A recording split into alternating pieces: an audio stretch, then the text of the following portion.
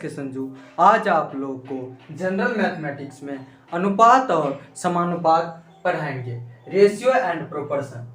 आज आपको ratio and proportion में झांप विधि बताएंगे।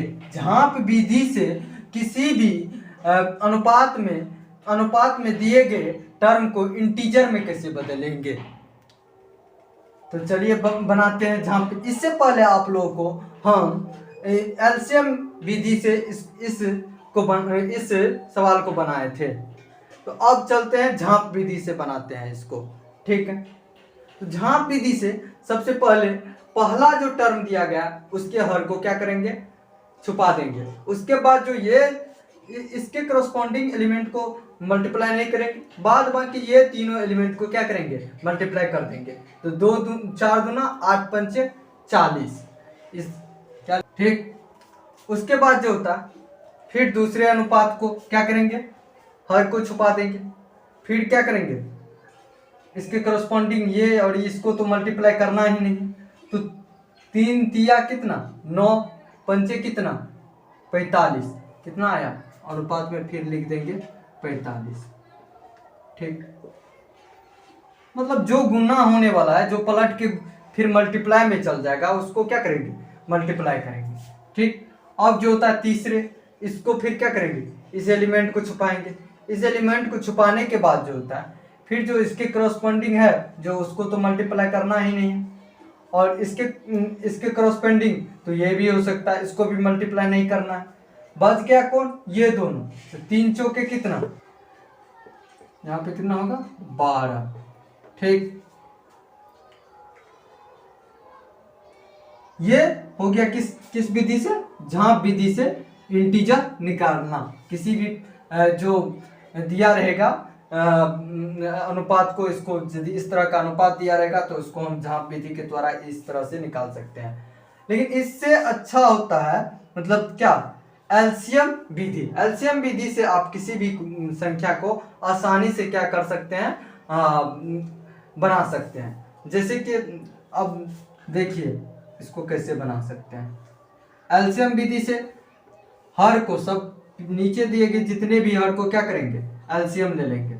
3 4 5, ठीक। तो 3 4 5 का एलसीएम कितना होगा, 3 4 5 का एलसीएम जो होता है 12 पंचे कितना हो जाएगा, कटने वाला भी है नहीं है तो 60 हो जाएगा। कितना होगा, 60 होगा। इस तीनों का एलसीएम कितना हो गया, 60 हो गया। जो एलसीएम आया सबको क्या करेंगे, इसमें इसके ऊपर हर में सारे के जितने भी दिया गया है सारे अनुपात में हर में क्या करेंगे, 12 जो आया है 60 उसको क्या करेंगे, मल्टीप्लाई कर देंगे, गुना कर देंगे, ठीक। गुना करने के बाद जो कटता है मतलब उसको काट देंगे। यहाँ क्या 12 से कट रहा, यहाँ 15 से कट रहा, यहाँ पे 20 से कट रहा। उसके बाद जो होता है जो बच गया तो 20, 2 गुना 20 कितना 40, 3 गुना 15 कितना 45, और 1 गुना 12 कितना 12 आ गया ना। तो एलसीएम विधि क्या है, आसान है, मतलब डायरेक्ट आंसर आ जाता है। तो आप लोग भी एलसीएम विधि का ही फॉलो करेंगे ज़्यादातर। झांप विधि है, झांप विधि भी अच्छा है बट एलसीएम विधि से यह आसानी से बन जाएगा। अगला सवाल क्या, अगला टॉपिक क्या है, ए और बी का वर्गानुपात। वर्गानुपात क्या होता है, तो ए स्क्वायर अनुपात बी स्क्वायर होता है। आप जानते भी वर्गानुपात मतलब ए का वर्ग और बी का वर्ग का अनुपात क्या होगा, ए स्क्वायर अनुपात बी स्क्वायर हो जाएगा, ठीक। अब 8वां क्या आता है, ए और बी का वर्गमूला अनुपात। वर्गमूला अनुपात क्या होगा, तो वर्गमूला अनुपात सब डुप्लीकेट रेशियो जो होता है क्या होगा, तो वर्ग मतलब क्या, वर्गमूला अनुपात। वर्गमूला अनुपात मतलब वर्गमूल का अनुपात, ए का वर्गमूल का अनुपात और बी के वर्गमूल के अनुपात क्या होगा, तो ए का वर्गमूल इज टू बी का वर्गमूल होगा, यही होगा वर्गमूला अनुपात। इस तरह से सवाल दिया रहेगा तो उसको इसी फॉर्मूला पे क्या करेंगे, डायरेक्ट बैठा के बनाएंगे, ठीक। अब ए एंड बी का घना अनुपात। तो घना अनुपात क्या होता है? Q होता है। ए का घन और बी का घन के अनुपात क्या होगा? A Q is to B Q होगा। इसको अनुपात को हम इज टू भी पढ़ते हैं, आप लोग जानते भी होंगे, इससे पहले बताया भी है पिछले वीडियो में। और ए अनुपात बी का घनमूला अनुपात। घनमूला अनुपात क्या होता है? सब ट्रिपलेट रेशियो। तो घनमूला अनुपात मतलब घनमूल का अनुपात। तो घनमूल क्या होता है? ए का घनमूल इक्वल टू क्या होता है? ए का घनमूल अनुपात जो होता है बी का घनमूल होता है। ठीक, ये क्या? अगले पॉइंट को देखते हैं। ठीक, जैसे क्या दिया गया? ए अनुपात बी और सी अनुपात डी और ई अनुपात एफ का मिश्र समानुपात ज्ञात करने के लिए कह रहा। तो मिश्र समानुपात ज्ञात करने के लिए कह रहा है ए अनुपात बी और सी अनुपात डी और ई अनुपात एफ का कंपाउंड प्रोपोर्शन कह रहा है ज्ञात करने के लिए। तो कंपाउंड प्रोपोर्शन क्या होता है? इसमें जो होता है, जो इस पहले एक सूत्र बताए थे, एक फॉर्मूला, एक्सटर्म का प्रोडक्ट बराबर जो होता है इनर का प्रोडक्ट। तो यहाँ पे एक्सटर्म का प्रोडक्ट अनुपात इनर का प्रोडक्ट कर देंगे। एक्सटर्म जो बाहर है उसका प्रोडक्ट करेंगे, अनुपात कितना? इनर का प्रोडक्ट अंदर वाले का, मतलब बी गुना डी गुना एफ कर देंगे। ये तीनों इसी प्रोडक्ट को क्या कर देंगे? मिश्र समानुपात। जैसे क्या? एक ए लिखे गुना सी लिखे बाहर वाले और गुना ई लिखे, अनुपात क्या? बी गुना डी और गुना एफ, मतलब अंदर वाले को। तो यही क्या हो गया? मिश्र समानुपात हो गया। ये डायरेक्ट फॉर्मूला आप लोग रट लीजिएगा। ठीक, मिश्र समानुपात इस तरह का कोई देगा तो इस तरह से लिखते हैं मिश्र समानुपात। ठीक, अब इसी पे एक नॉमरिकल देखते हैं। जैसे 3:4 दिया गया, 5:7 दिया गया और 9:8 का मिश्र समानुपात कह रहा है ज्ञात करने के लिए। क्या कह रहा है ज्ञात करने के लिए?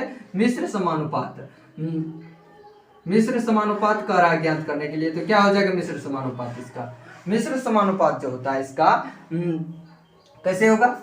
तो 3:4 दिया गया है, तो इसमें भी बाहर को एक साइड गुना करेंगे।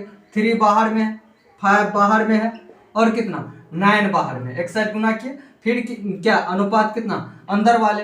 तो 4 गुना 7 और गुना 8, उसको मल्टीप्लाई करो कितना आता है? तो देखिए इसका मल्टीप्लाई करते हैं 3 गुना 5 को मल्टीप्लाई 15 और गुना 9 मतलब 135 आता है।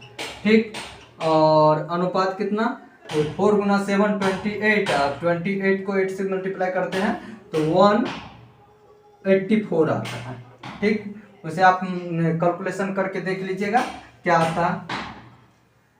ठीक, अब आगे देखते हैं। आगे क्या है?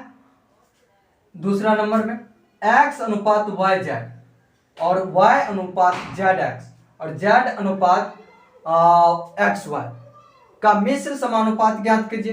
ठीक, दूसरे सवाल में क्या दिए गए रेशियो को इनवर्स रेशियो का मिश्र समानुपात ज्ञात कीजिए। तो फर्स्ट में मिश्र समानुपात ज्ञात करने के लिए कह रहा है, तो इसका मिश्र समानुपात कैसे ज्ञात करेंगे? मतलब बाहर वाले का गुना करेंगे और फिर क्या? अंदर वाले को गुना, अनुपात अंदर वाले को गुना कर देंगे। तो पहला का लिखते हैं। तो बाहर वाला क्या? x है और क्या है? y है और क्या है? z है। अब बराबर क्या हो जाएगा?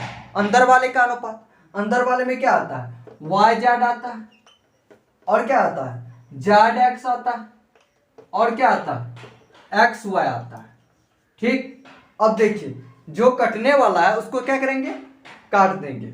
x भी कटने वाला है यहाँ से, फिर एक y भी, एक y कट रहा है, एक z कट रहा है। ठीक, अब क्या बच रहा है? यहाँ पे 1 बच रहा है। अब अनुपात कितना बच रहा है? अनुपात कितना बच रहा है? x y और z बच रहा है। ठीक, तो इसका आंसर क्या हो जाएगा? 1:x y z हो जाएगा। ठीक, अब दूसरे का देखते हैं। दूसरे नंबर सवाल में क्या है?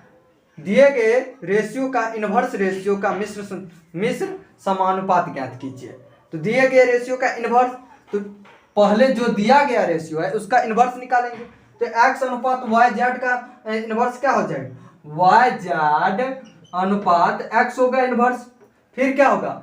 y अनुपात z x का इनवर्स क्या होगा? सेम उल्टा होता, तो उल्टा z x अनुपात कितना हो जाएगा? y हो जाएगा। ठीक, और क्या? जेड अनुपात एक्स वाई का क्या हो जाएगा अनुपात, तो जेड अनुपात एक्स वाई का जो होता है क्या हो जाएगा, एक्स वाई अनुपात जेड हो जाएगा। ठीक, और क्या करेंगे, इसी फॉर्मूला देंगे, तो क्या करें, वाई जेड बैठाइए, वाई जेड गुना क्या होगा बाहर वाला जेड एक्स गुना क्या होगा एक्स वाई बराबर क्या हो जाएगा, बराबर नहीं अनुपात x गुना वाई गुना जेड। ठीक, इसमें भी जो कटने वाला है उसको काट देंगे, एक एक्स कट रहा है, वो एक वाई और एक जेड बच क्या रहा है, एक्स वाई जेड बच रहा है, वाई जेड और यहाँ पे एक्स बच रहा है, तो एक्स वाई जेड अनुपात कितना बच रहा है, 1 बच रहा है। तो इसका अगला पॉइंट क्या कर रहा है, यदि ए बी और सी एक क्रमांगत अनुपात में है तो, यदि ए बी और सी का रहा है एक क्रमांगत अनुपात में है तो क्या होगा, तो ए बी सी क्रमांगत अनुपात में रहेगा तो उसको इस तरह से लिखते हैं, ए बाय बी बराबर बी बाय सी, बी को दोबारा रिपीट कर देते हैं, यानी कि इसका एक बार क्या लिखते हैं हर के रूप में लिखते हैं, तो एक बार अंश के रूप में लिखते हैं बराबर में। ठीक, यही क्या हो जाएगा क्रमांगत अनुपात का फिर इसको क्रॉस मल्टीप्लीकेशन करेंगे तो बी स्क्वायर बराबर क्या हो जाएगा, ए सी हो जाएगा। अब तो बी बराबर क्या होगा रूट अंडर ए सी हो जाएगा। ठीक, तो इस पर क्वेश्चन देखते हैं, यदि 8x और 50 एक क्रमांगत अनुपात में है तो x का मान ज्ञात करें। x का मान कह रहा है ज्ञात करने के लिए, जब 8x और 50 एक क्रमांगत अनुपात में है तो x का क्या मान होगा, इस फार्मूला पे बैठा देंगे, तो 8 बाय क्या होगा x बाय 50, तो क्रॉस मल्टीप्लीकेशन करेंगे तो क्या होगा यहाँ पे एक्स स्क्वायर आ जाएगा, एक्स स्क्वायर बराबर बी सी, यानी कि बी गुना सी करेंगे तो बी गुना सी यानी कि 50 गुना 8, तो 50 गुना 8 करेंगे या एक्स बराबर डायरेक्ट इस सूत्र पर बैठा देंगे, बी के जगह पे एक्स है यहाँ पे, तो एक्स बराबर रूट अंडर बी सी, तो बी के जगह पे कितना 8 गुना 50 यानी कि 400 का वर्गमूल कितना होता है 20, यानी एक्स बराबर कितना आ गया 20।